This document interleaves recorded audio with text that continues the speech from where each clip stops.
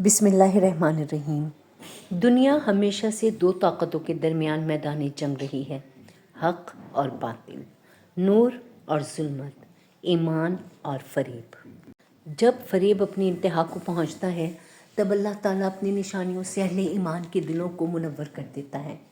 ایسی ہی ایک روشنی ہے سورہ کہف، قرآن مجید کی وہ سورت جو وقت کے آخری فتنوں کے لیے روحانی قلعہ ہے۔ رسول اکرم صلی اللہ علیہ وآلہ وسلم نے فرمایا، جو شخص سورۃ الکہف کی ابتدائی 10 آیات یاد کرے وہ دجال کے فتنے سے محفوظ رہے گا۔ کیسے؟ آئیے جانتے ہیں۔ یہ فرمان ہمیں ایک راز بتاتا ہے کہ دجال کا مقابلہ ہتھیار سے نہیں، نور سے ہوگا، اور یہ نور ان 10 آیات میں پوشیدہ ہے جو بندگی، ہدایت اور فریب کے پار کی حقیقت کو ظاہر کرتی ہیں۔ حصہ اول، سورہ کہف کا راز۔ سورہ کہف کی پہلی 10 آیات اور روحانی کوڈ۔ آیت نمبر 1، ابدیت کی سوچ۔ یہاں ابدیت کی معراج آتی ہے۔ تمام تعریفیں اللہ کے لیے ہیں جس نے اپنے بندے پر کتاب نازل فرمائی۔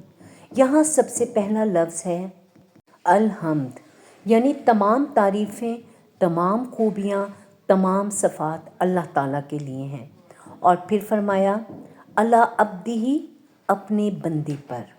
اللہ تعالیٰ نے نبی اکرم صلی اللہ علیہ وآلہ وسلم کے لیے سب سے پہلا وصف عبد یعنی بندہ قرار دیا۔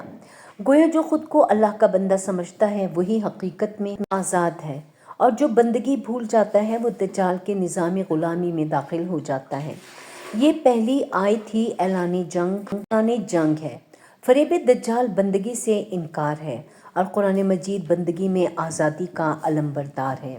دوسری آیت قرآن کا سیدھا راستہ، اور اس کتاب میں کوئی کجی نہیں رکھی گئی۔ دجال کی دنیا تصویر ہوگی مگر حقیقت نہیں۔ وہ ہر شے کو الٹا دکھائے گا، جھوٹ کو سچ، زہر کو دوا اور گناہ کو ترقی۔ قرآن پاک میں اس بارے میں ارشاد ہے قیماً، یہ کتاب سیدھی ہے بغیر کسی میل یا خم کے، یعنی جو قرآن سے جڑ گیا اس کے شعور میں فریب جگہ نہیں بنا سکتا۔ یہ آیت ہمیں فکر کی سیدھ عطا کرتی ہے۔ آیت نمبر 2، جاری یعنی بیداری کا اعلان ہے تاکہ وہ لوگوں کو سخت عذاب سے خبردار کرے اور ایمان والوں کو خوشخبری دے۔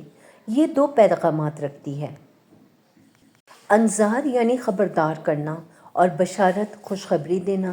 یہ 2 ستون دجال کے فریب کو توڑتے ہیں، کیونکہ دجال انسان کو غفلت میں رکھے گا۔ اس بارے میں قرآن پاک میں ارشاد ہوتا ہے بیدار ہو جاؤ، حقیقت وہ نہیں جو آنکھ دیکھے بلکہ وہ ہے جو دل پہ ظاہر ہو۔ آیت نمبر 3، ابدی کامیابی، جو ہمیشہ ہمیشہ جنت میں رہیں گے۔ یہ آیت انسان کو دائمی شعور عطا کرتی ہے۔ دجال کا سب سے بڑا دھوکہ لامحدود دنیاوی زندگی کا خواب ہے، مگر قرآن پاک یاد دلاتا ہے کہ اصل زندگی آخرت کی ہے اور دنیا کا دوام ایک سراب ہے۔ آیت نمبر 4 اور 5، توحید اور جھوٹی خدائی کا انکار۔ اور ڈرائیے ان لوگوں کو جنہوں نے کہا کہ اللہ نے بیٹا بنایا، ان کے پاس اس کا کوئی علم نہیں۔ یہ دجال کی فکری بنیاد ہے۔ وہ خود کو خدا یا خدا کا نمائندہ ظاہر کرے گا، مگر قرآن کی پہلی ہی آیت اعلان کر دیتی ہے کہ اللہ واحد ہے، بے نیاز ہے، نہ اس سے کوئی پیدا ہوا نہ وہ کسی سے۔ یہ آیت دجال کی فکری خدائی کا۔ آیت نمبر 6، نبی کریم صلی اللہ علیہ وآلہ وسلم کا درد اور رحمت۔ شاید آپ اپنی جان گلا ڈالیں گے کہ وہ ایمان نہیں لائیں گے۔ یہ آیت رسول کریم صلی اللہ علیہ وآلہ وسلم کے دل کی گہرائیوں کو ظاہر کرتی ہے۔ آپ صلی اللہ علیہ وآلہ وسلم اپنی امت کے لیے اتنے درد مند تھے کہ غم سے جان گھلا دیتے۔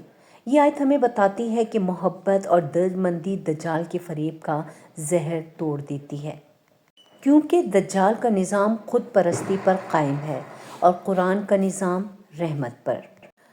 سورہ کہف کی آیت نمبر 7 اور 8، دنیا کی زینت اور اصل امتحان۔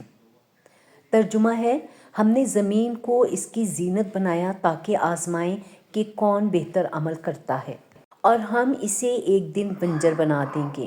یہ آیت دجال کے ظاہری فریب کی بنیاد توڑ دیتی ہے، یعنی دنیا کی چمک، ٹیکنالوجی، طاقت، علم سب امتحان ہیں، یہ سب عارضی ہیں، جیسے ریت پر بنا محل۔ قرآن پاک ہمیں یاد دلاتا ہے کہ دنیا کی زینت امتحان ہے، حقیقت نہیں۔ سورہ کہف کا حصہ 2، اس میں 4 قصے ہیں اور دجال کے 4 فتنے۔ سورہ کہف میں 4 تاریخی قصے ہیں اور ہر قصہ دراصل ایک دجالی فتنے کا مقابلہ کرتا ہے۔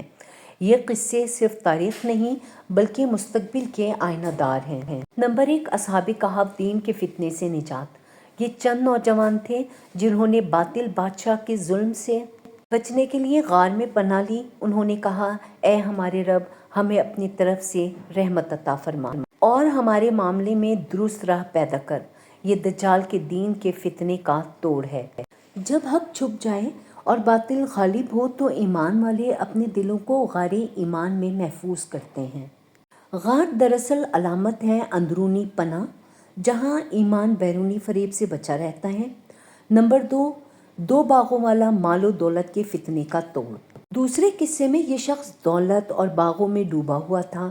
وہ سمجھتا تھا کہ یہ نعمتیں ہمیشہ قائم رہیں گی، مگر جب طوفان آیا تو سب برباد ہو گیا۔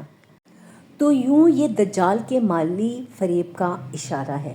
دجال انسان کو دنیاوی آسائشوں سے غلام بنائے گا، مگر قرآن پاک اس بارے میں کہتا ہے، دولت تو فنا ہونے والی ہے مگر نیک عمل ہی باقی رہتے ہیں۔ نمبر 3 قصہ جو ہے وہ موسیٰ علیہ السلام اور حضرت خضر علیہ السلام کے بارے میں ہے، جو کہ علم کے فتنے کا توڑ ہے۔ یہ قصہ علم کے تکبر کا علاج ہے۔ موسیٰ علیہ السلام کو اللہ تعالیٰ نے ایک ایسے شخص کے پاس بھیجا جو ظاہری علم سے آگے باطنی علم رکھتا تھا۔ یہاں پیغام یہ ہے کہ علم اگر دل کو عاجز نہ بنائے تو وہ دراصل فتنہ بن جاتا ہے۔ دجال کا سب سے بڑا ہتھیار علم اور ٹیکنالوجی ہے، مگر خضر علیہ السلام کا سبق یہ ہے کہ علم وہی کامل ہے جو اللہ کے امر کو پہچان لے۔ چوتھا قصہ جو اس صورت میں بیان ہوا وہ ہے ذوالقرنین کا قصہ۔ یہ طاقت کے فتنے کا توڑ ہے۔ ذوالقرنین ایک عادل بادشاہ تھے جنہیں اللہ نے زمین کے مشارق اور مغارب تک، مگر ان کا عدل دیکھیں، انہوں نے اپنی طاقت کو اللہ کے حکم کے تابع رکھا۔ دجال طاقت کو عبادت بنائے گا اور ذوالقرنین طاقت کو امانت سمجھتے ہیں۔ یہی فرق حق اور باطل کا ہے۔